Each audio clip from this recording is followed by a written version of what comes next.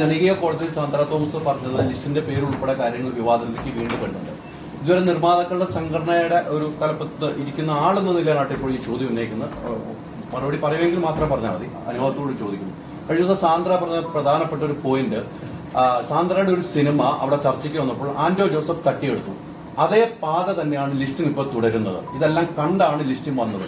അതേ പാതയിലേക്ക് ലിസ്റ്റും മാറുന്നു തോന്നുന്നുവെന്ന് സാന്ദ്ര തോമസ് ജനകീയ കോടതിയിൽ ഒരു പരാമർശം ഉന്നയിച്ചിട്ടുണ്ട്.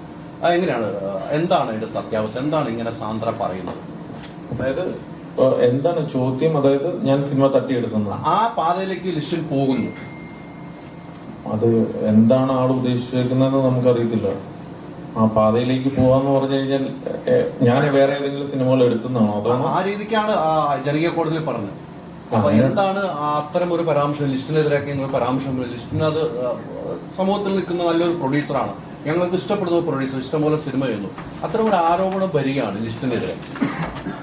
അല്ല, അങ്ങനെയല്ലേ. ഇപ്പം സാന്ദ്ര എന്റെ ഒരു കാര്യം ഇതുവരെ പറഞ്ഞിട്ടില്ലായിരുന്നു. ആക്ച്വലി ഇപ്പം ഇന്നലെ ഇങ്ങനെ ഒരു കാര്യം പറഞ്ഞത്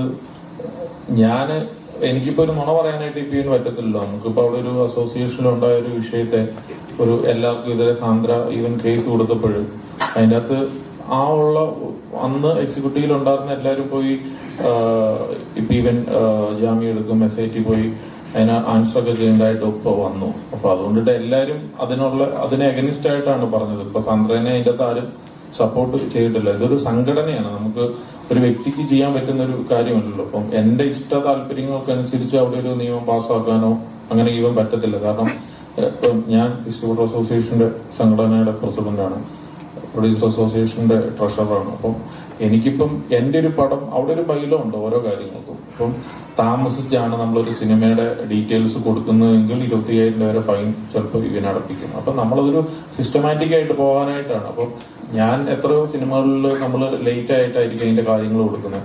നമ്മൾ 20,000 രൂപയും 25,000 രൂപയൊക്കെ നമ്മൾ ഫൈൻ അടയ്ക്കാറുണ്ട്. എന്നാൽ ഞാൻ അവിടെ ഇരിക്കുന്ന ആളാണ്, അല്ലെങ്കിൽ ആന്റോ ജോസഫ് അവിടെ ഇരിക്കുന്ന ആളാണ്, ഞങ്ങളുടെ പൈസ കട്ട് ചെയ്തേക്കാം. ഞാനൊരു എക്സാമ്പിൾ ആട്ടോ പറഞ്ഞത്. അപ്പോൾ ഇങ്ങനത്തെയുള്ള പല പല കാര്യങ്ങളുണ്ട്. അതൊന്നും ഞങ്ങളുടെ ഇഷ്ടത്തിനനുസരിച്ച് അവിടെ ചെയ്യാനായിട്ട് ഈവൻ പറ്റത്തില്ല. കാരണം 21 അംഗങ്ങളുണ്ട് എക്സിക്യൂട്ടീവില് മൊത്തത്തിൽ. അതിൻ്റെ അകത്തൊരു പ്രസിഡന്റ് ഉണ്ട്, സെക്രട്ടറി ഉണ്ട്, ട്രഷറർ ഉണ്ട്, 2 വൈസ് പ്രസിഡന്റുമാരുണ്ട്, 2 ജോയിന്റ് സെക്രട്ടറീസ് ഉണ്ട്. അപ്പൊ അങ്ങനെ അടങ്ങുന്ന പിന്നെ എക്സിക്യൂട്ടീവ്സിൽ ഇഷ്ടംപോലെ പേരുണ്ട്.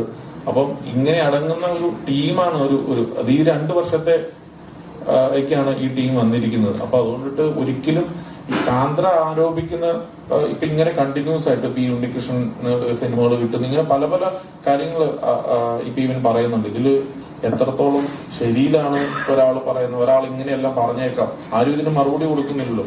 ഒരു ബാധിക്കുന്ന ഒരു കാര്യമായിട്ട് തോന്നിക്കഴിഞ്ഞു കഴിഞ്ഞാൽ അതിന് തീർച്ചയായിട്ടും റിപ്ലൈ ഇപ്പൊ ഇവനുണ്ടാവും. അടുത്ത 2 ചോദ്യങ്ങൾ നമുക്ക് എക്സ്ട്രാ ഡീസൽ പ്രസ് മീറ്റ് അവസാനിപ്പിക്കാം.